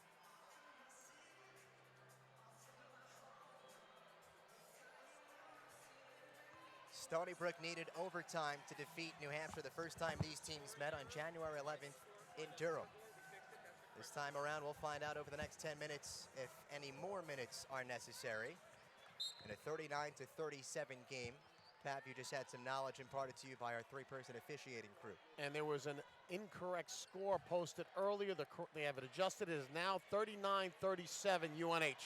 Took a point off the board. I think they might have unintentionally added on that point from Caroline Soucy's three that they took away. That was Amanda Torres' three, no go. Rebound brought in by Provencher. Hilaire turns on the Jets. Still KK, tough two. Got nothing. Out of bounds, UNH will take over at a two-point contest, 30 seconds into this fourth and what might be final quarter. And I like the aggressiveness by Stony Brook. I didn't like the shot selection by KK Hilaire. They need to push. They need to get some easy buckets, but if you don't have something, pull it out. Ashley Story, the only player in double figures so far for New Hampshire. Delaware Wells stifled by Hilaire. It's another turnover. Number 11 committed by the Wildcats. Hilaire joined by Zeiss, Johnson, Provencher, and Pagan. Three starters, two off the bench. Pagan feeds Oksanaguchi Provencher. Scoreless today, remains so, offensive board. And it still won't go down. And a foul. It'll be on Oksanaguchi Provencher. Two good looks from close to the tin, but nothing to show for it. And that's a frustration foul. Two nice moves by Gucci Provencher.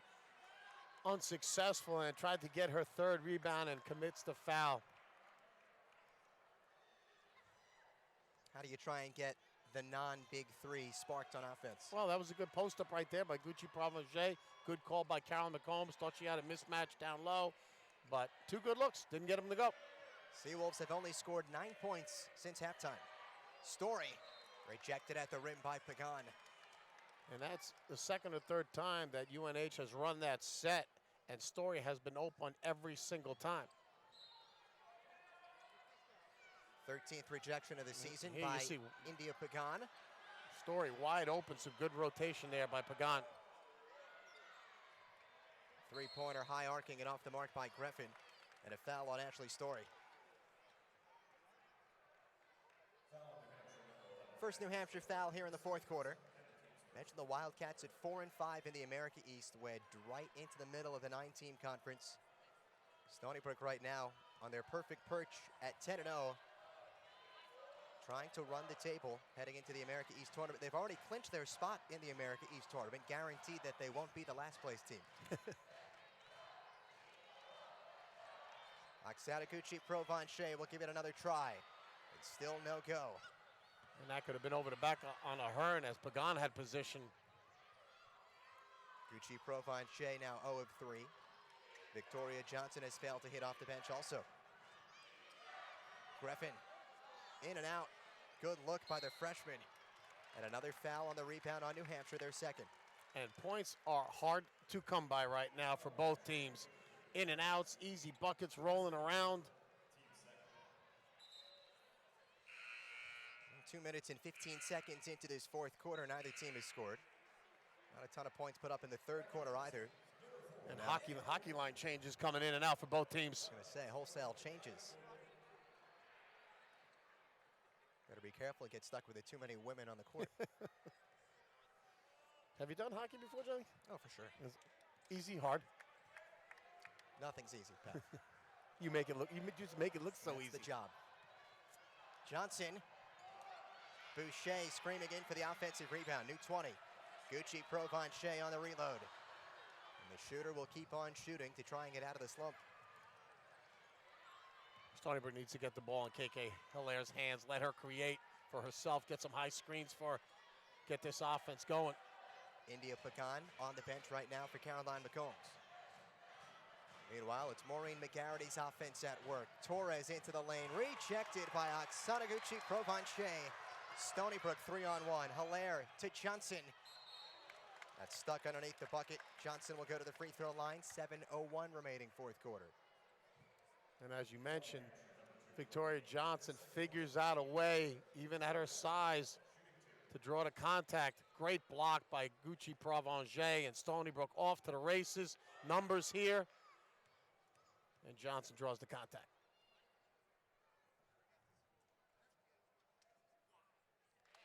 All 6 of Victoria Johnson's points tonight have come at the free throw line.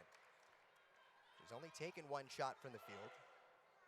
Johnson usually not shy to let it fly. And those are the first points of the fourth quarter. And we are tied again.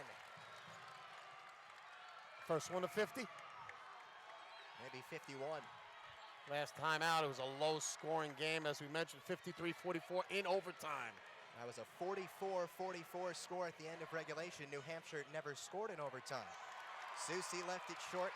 Another opportunity for Stony Brook. Johnson faked the triple. I think Victoria Johnson maybe takes that three-pointer earlier in the conference season.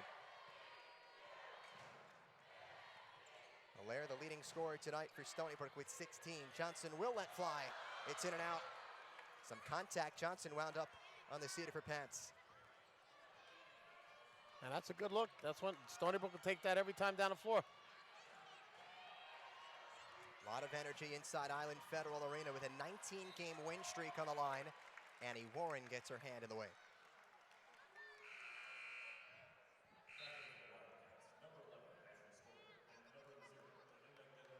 Seawolves have already beaten all 8 America East opponents this season. And this is the point of the game where you usually see Stony Brook wear down the other team because of their depth, but UNH can certainly match the depth of Stony Brook. Caroline Susie emerges with the bucket. Third time the charm for UNH. Stony Brook's got to do a better job in the glass right now. No Indy Pagan, no Cheyenne Clark in there to rebound the basketball. I'll tell you what though, Oksana Provence continues to rack up the rejection. She's got 4. For Stony Brook team that for the first time this season had none against UMass Lowell. The Seawolves have hit 1 of their last 11 from the field. Hilaire trying to change that. Slipped it inside. Mackenzie Boucher with the and one.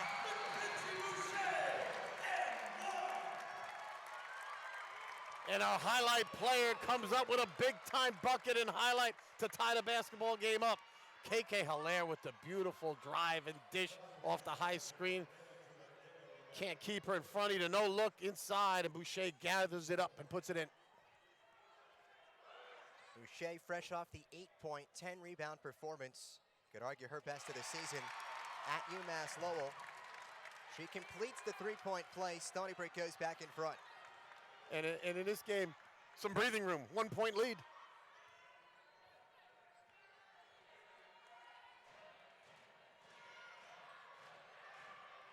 Torres's pass deflected by Johnson. She's got it back on the feed from Story. Oksana Provence there. And the foul called on the Canadian. And that's a tough call on Gucci Provence. Did a great job along the baseline on Torres, blocked the shot, and with the amount of play that all the referees have let them play, that's a tough call on Gucci Provence. Stand up, block. I don't see any contact there whatsoever. New shot clock for the Wildcats. And he's in the hands of Elena Delaruelle, the freshman from France. Defended by Hilaire, some contact there given by the dribbler. Delaruelle all the way to the rack, but she missed. And Gucci Provence providing some real good minutes off the bench defensively for the Seawolves. We hadn't seen Oksana Provence until late in the third quarter. No minutes in the first half.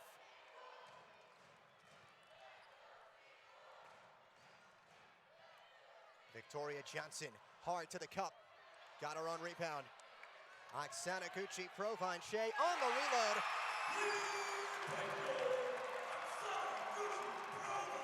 We told you the best way to get out of that slump is to keep on shooting. Shooters shoot, big bucket, and Gucci Provence rewarded for her hard work on a defensive end with a dagger 3. Gucci Provence missed her first 5 shots of the game. They've all come in the last 9 minutes, but she hits her 6th and gives Stony Brook a 4-point lead. We step aside, 4:11 remaining, fourth quarter. Stony Brook trying to hang on, searching for their 20th consecutive win.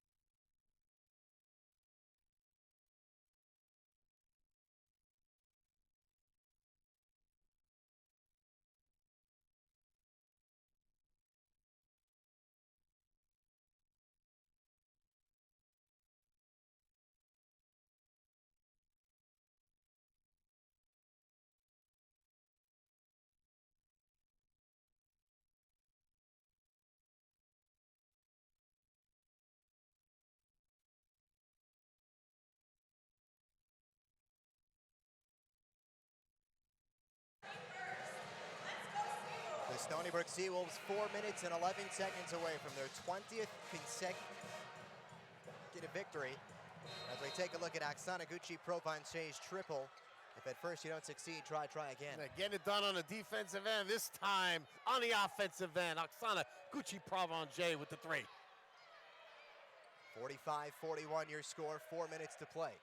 Jump feed Ashley Story. Defended by Gucci-Provencher with 4 fouls. This is Torres who hits with contact. The junior Amanda Torres responds, and a chance to make it a 1-point game. And Torres so tough to keep in front because she's so quick, changes direction. Good defense by Gucci-Provencher, stops Story, but the rotation off the glass by Torres. Torres quiet most of the afternoon. Now she's got 9 points. 5 of them have come from the free throw line. Kind of herky-jerky style, goes off the wrong foot a lot. Tough to defend. Well, they all count the same. Yeah, a little unorthodox, but gets it done. Kaela Hilaire, the leading scorer for Stony Brook, 16. She's been stifled, though, the last few minutes. That comes to an end quickly. Stony Brook back in front by 3. And that was pretty good defense by Torres, just better offense by Kaela Hilaire. She's in double figures for the 7th time in the last 8 games. Story, leading scorer for New Hampshire, decides on Amanda Torres. Defended by Boucher. The rotation winds up with Caroline Susi. Front rim, that's who Maureen McGarity wants shooting the 3, already has 3 today. Look at another chance with about 3 minutes remaining, 4th quarter. And again, Ahern hustles down another offensive rebound for the Wildcats. New Hampshire has not hit a 3-pointer here in the 4th. Off the glass, count the 2. It comes from the freshman Elena Delaruel. And UNH has been running that nice high pick and roll on the left side, clearing out the floor, and they've been able to create off of it. Neither team able to grab that 2-point lead. We saw New Hampshire, when they had the lead the majority of the 3rd quarter, couldn't extend. Johnson is fouled. Came in from the far side official, John Capolino. Came in a few ticks late as well, but Victoria Johnson has made a living at the free throw line today. We'll head right back there. Absolutely, and that foul is going to be on Susi. As you mentioned, a little late whistle, but from the trail official, Johnson rubbing her left shoulder. This has been a physical basketball game on both ends of the floor. Every screen has been contested. Every cut has been bumped. Every shot has been contested. Both teams have committed exactly 17 fouls in this game. Johnson misses the first free throw. All 7 of her points today have come from the free throw line. She's 0 of 4 from the field.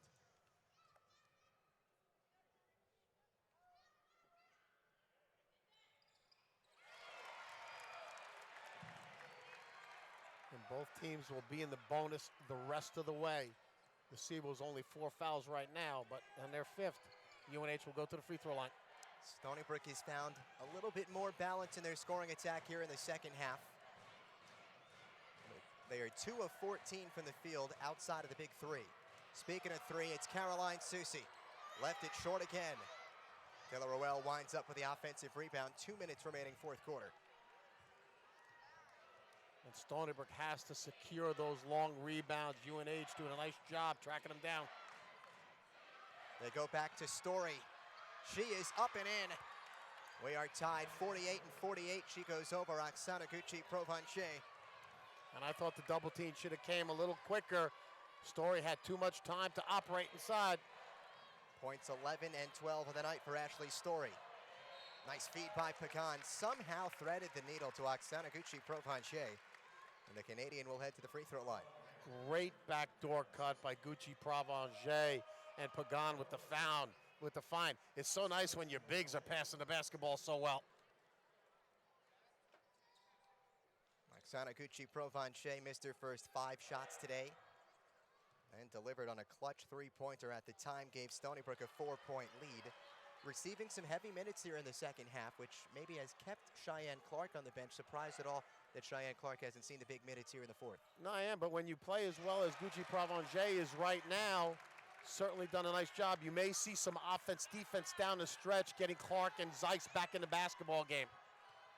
Well, a few minutes back, Path, you said maybe first to 50 wins this game. 49-48, 120 to go. Everything around the perimeter right now for Maureen McGarrity's Wildcats. Susie. 6 on the timer. Torres has to move. Torres, tough three. It won't go down. The rebound brought in by Provencher. Not what Maureen McGarity wanted. Good defense by Stony Brook. Huge possession right now for the Seawolves.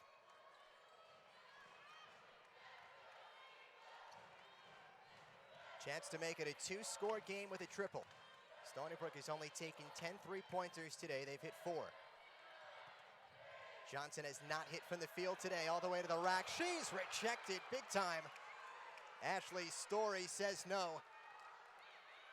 And with 5 on the timer, Stony Brook will keep Johnson a little battered and bruised.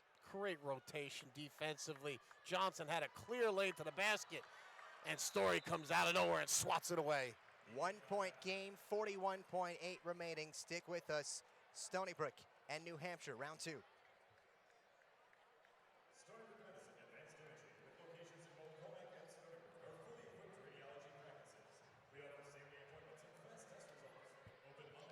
There's 41 seconds left. It's just like not, it's out of place now if I say it. It's a close game.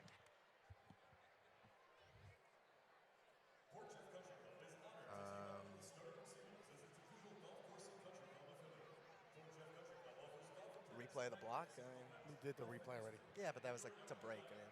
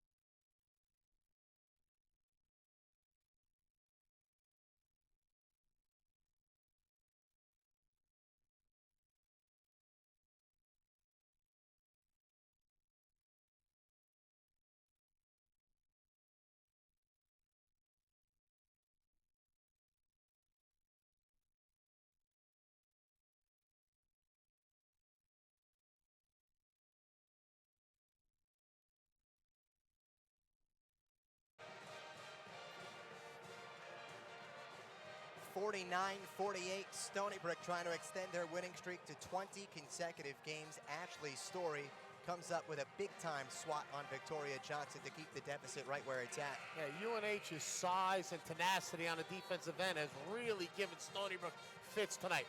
Huge baseline out of bounds possession right now. Only 5 seconds on the shot clock for the Seawolves. You saw Johnson go down hard on that play, kind of holding her side, maybe her hip. She remains in the game. Kaela Hilaire to trigger. 5 on the timer. Wide open, Annie Warren, long 2, no go. India Pagan can't track it down. It's wrestled free by Maggie Ahern, and a chance for New Hampshire to take the lead. And Ahern has done an outstanding job garnering long rebounds all night long for the Wildcats. Maureen McGarity will draw something up in the timeout. 29.3 ticks in a 1-point contest. You see bottom left, Story and Susie have combined for 50% of the points tonight for New Hampshire. And certainly look for UNH to go back to that side high pick and roll. They've been very effective with it. Give the ball to Torres, come off Story's screen, look for the pick and roll, look for the drive, attack the middle gap. The help comes, then you kick it out to Susie for the 3. And Susie's been the 3-point specialist today. For a team that's only 4 of 16, Susie's got 3 of those 4 makes. In a 1-point game, fewer than 30 seconds remain. If you're Stony Brook, what's being discussed in the huddle defensively? Make sure you find Story. Talk on the screens. If you're gonna go on that screen on Torres, make sure you go under it. Don't allow her to turn the corner. get the rebound, secure the rebound. As I mentioned, UNH has done a nice job on the long rebounds, very active, especially without Cheyenne Clark in the lineup right now defensively. Stony Brook has to rebound the basketball. Well, from the looks of it, Cheyenne Clark, who has been a defensive specialist all season long for Stony Brook, is going to remain on the bench. Tough to come in right now after sitting for a long time. Gucci Pravangé has played well. Haley Zeiss is in the lineup, the defensive specialist. Elena Delaruel, the trigger woman. Long, dangerous feed caught by Ahern. Now it's Torres. 7-second difference between game and shot clock. Ahern for Story, stripped by Hilaire. It's out of bounds. Stony Brook basketball. Big play by KK Hilaire. The great hands from the grad senior, the experienced, the crafty player. The officials will most definitely take a look at this one with 20.8 ticks remaining. Christopher Poles, Deanna Blankenberg, and John Capolino will head to the monitor. They'll see something that looks like this, and I don't think this one will take long. It was pretty good hands. KK Hilaire with the strip down, looked like it hit Story on the leg and it rolled out of bounds. Good job by KK Hilaire to get out of the way and not let her hit her on the way out. So they're going to take a good long look at it, but we think the call's going to stand. Now, if you're Maureen McGarity, that's the look you want, right? You get it to Ashley Story, who stands at 6'3". KK Hilaire's at 5'2". Absolutely, and a great execution on the offensive end. They've run that high curl screen for Story several times. They've gotten the ball in the post. You know, good play, just a little bit better defense by KK Hilaire. It is Stony Brook basketball, and it has been confirmed. So we'll take another from the other angle. Couldn't see a clear shot because KK Hilaire was in the way on that one and the referee, but yeah, you see how KK Hilaire backs up on it, making the call for the officials, and you see the excitement on the seniors' hand. Stony Brook is taking a 30-second timeout. And John Capolino has confirmed to Rob Papanelli that it's Stony Brook basketball once the timeout comes to an end. And the timeout, good heads-up play, also timeout now. Stony Brook will get the basketball in the front court rather than allow UNH to set up that full court pressure. UNH is going to look for a steal quickly, and then they're going to have to foul. Stony Brook has been to the free throw line a lot today, 17 times. They've only made 11. You want to get the ball in KK Hilaire's hands right now. Hilaire is 74% free throw shooter. 1 of 2 today. She's got it, and she will detour to the charity stripe. And regardless of what she does from the line, it will still remain a one-possession game. So UNH will certainly have plenty of time to tie or take the lead in this game. Entering this contest, KK Hilaire had not missed a free throw since January the 18th, but 1 of 2 earlier in the contest.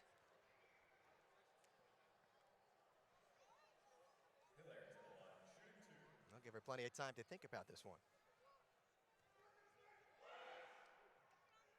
Game high 18 points on 7 of 11 shooting. Hilaire can't connect on the first free throw. And this is a big one right here.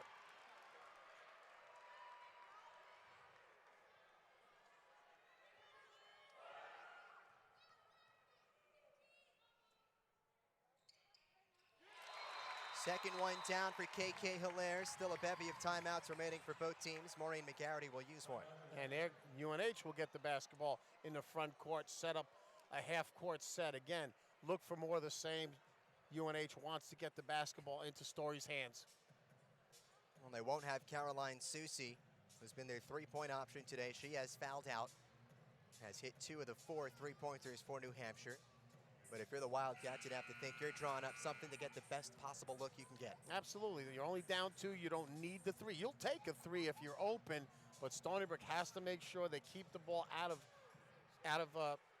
Story's hands, especially in the post. But she can step out and she can shoot the basketball as well from 15, 20 feet. So very dangerous offensive basketball player.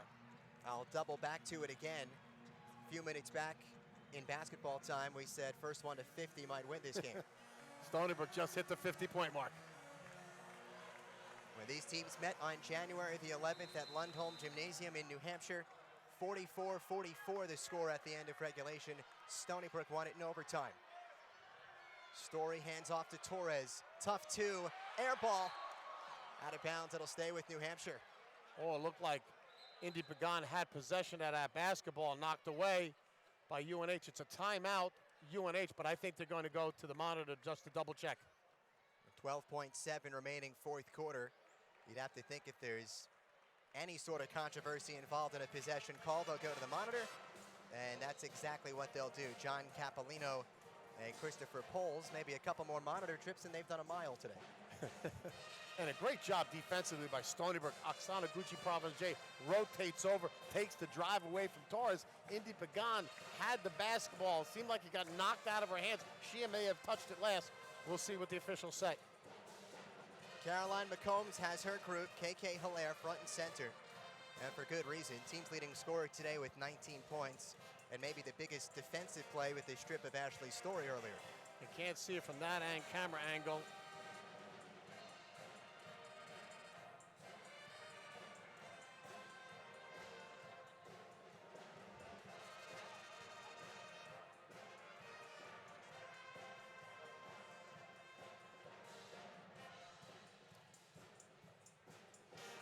Maybe a better peek from this side.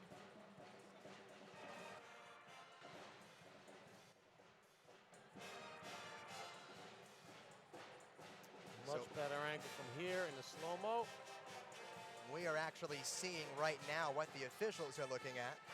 And that looks like he got poked away by Ahern from behind.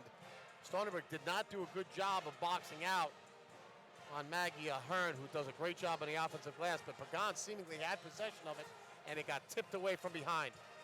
You want a glimpse at how difficult a job it is to be an NCAA official. Again, this is what they're looking at, and they've got to make the call based on these angles here.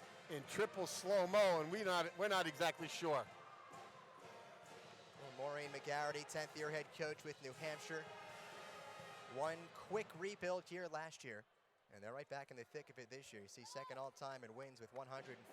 And deservedly so, the America East Coach of the Year in that 2016-17 season. You spoke about it earlier, Pat. Unbelievable job she has done, and we know the basketball bloodlines run deep in her family.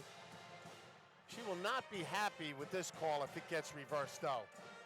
Tough call to make right here. Now they're bringing in the third official to take a look at it as well.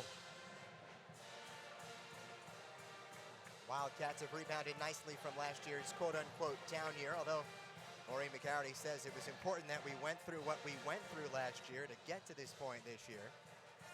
Pav, you noted, the third official, Deanna Blankenberg, has made her way over to the monitor, so now it's a three-person job. Such an important call. I mean, the game rides on this call possibly, so they want to make sure that they get this right, get all three opinions. There is the Holy Triumvirate. Capolino on the left, Poles on the right, Blankenberg in the middle. And an ANSI athletic director, Sean Hilbrun, appearing in the top right corner of your screen. And the ball is going to stay with UNH. 12.7 ticks remain. Amanda Torres, the inbounder.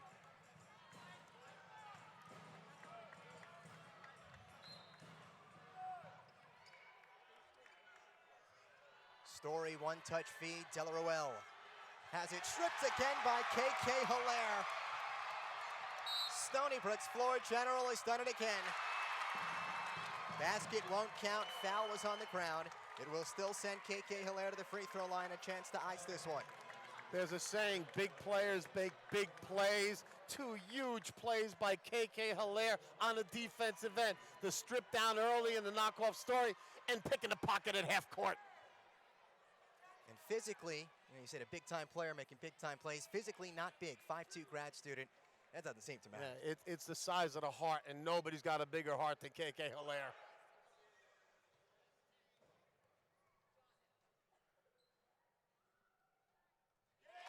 You'd imagine that big heart is pumping awfully fast at this point in time. She is a cool customer. Guarantee she knocks this one down, make it a two-possession game, and it looks like the Stony Brook streak will stay alive. first two-possession game since Oksana Gucci-Provencher's triple made it 45-41. Maureen McGarity is going to use another timeout. You know how many times that kid has been at the park or in the gym simulating that exact same scenario on the line, late in the game, cool, calm, and collected, knocks down both of them, and that's why you want the basketball in that young lady's hands.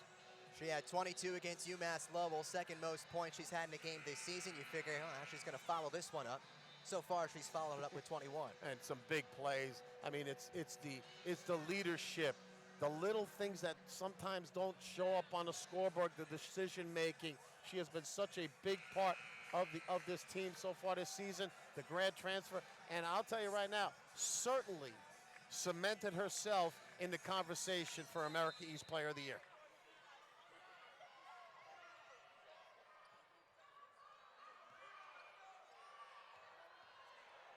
Torres with the layup. They will count it. This one is over. Stony Brook remains on their perfect perch. They start their America East season 11-0, and they have won 20 consecutive games. Yeah, you gotta give a lot of credit to UNH. They came in here and really did a tremendous job on a defensive end. But again, Caroline McCombs' club figures out a way to get it done. Big-time contributions off the bench by Oksana Gucci-Provencher as well. Stony Brook the winner, 52-50. When we come back, we'll sit down with the winning coach, Caroline McCombs, and wrap things up for you. Stony Brook moves to 23-1 on the season.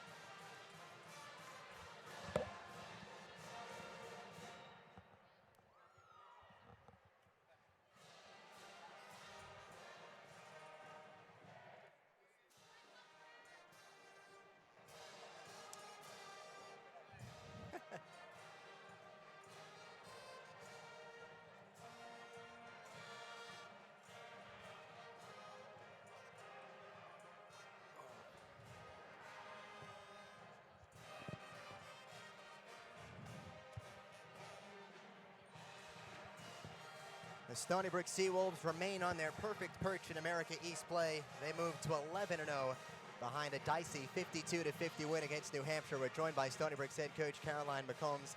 They don't all come easy, especially against this UNH team. You needed overtime last time, almost needed it this time. What makes them so tough? Yeah, you know, basketball's a game of matchups, and for whatever reason, you know, again, Maureen does a great job with her program, and it's just been a tough matchup for us every year that we play them. So, you know, difficulties in scoring the ball. You know, we haven't taken care of the ball against them both times, but we've done enough things to come out on top, and so proud of our players' perseverance today. Your team, at times, especially in that second half, hit some offensive ruts. What was the difference maker to emerge victorious tonight? Yeah, I think we ended up getting some stops, you know, down the stretch. We were able to get the ball. You know, Oxy came in, did a great job, you know, for us defensively, you know, against Story. That was a big matchup, you know, for us, and, you know, we were able to put a couple more baskets in at the end. We talk a lot about the parity in this America East on Wednesday. You'll stay here at home, but you'll take on a very talented Binghamton team. Second time you face the Bearcats, what to expect from that group? Yeah, I mean, it's a tough opponent. They have a lot of very good players on their team. You know, with Kai Moon being one of the top scorers in the league, she's a difficult player, you know, for us to defend, as well as their whole team is. So we have our work cut out for us. We're going to get some rest tomorrow and then get back to business on Monday. Stony Brook has matched their win total from all of last season, number 23 today. Congratulations. Thank you. Stony Brook, the winners, 52-50 is your final score over the New Hampshire Wildcats. They progressed to 23-1 overall, while New Hampshire sinks to 7-15, 4-6 in the America East. A big thank you to our producer, Chris Lizio and company, touching all the right buttons and more this afternoon. Jeff Bernstein, our statistician. And for my broadcast partner, Rob Pathinelli, my name's Johnny Wincott, saying so long and farewell from the North Shore of Long Island. Stony Brook remains perfect in the America East, your final 52-50.